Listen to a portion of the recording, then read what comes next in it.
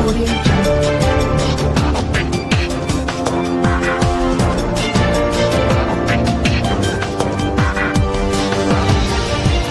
Audio Jungle.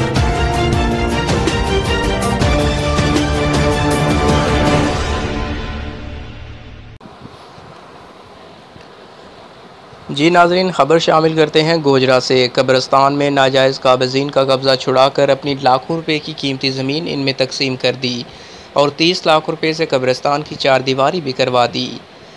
Report के मुताबिक नवाही मौज़ा ममदाना के चौधरी फैसल अब्बास ने अहले दे की मुश्तरका काविशों से मिलकर 12 एकड़ कब्रिस्तान के गिरदोनवाह में 30 लाख रुपए की हदी रकम से चारदीवारी बनवा दी, जबकि कब्रिस्तान में अरसा दराज से नाजायज़ काबिज़ीन को अपनी लाखों रुपए की कीमती ज़मीन इनमें बतौर अतिया इनको फराहम करके छुड़ा लिया।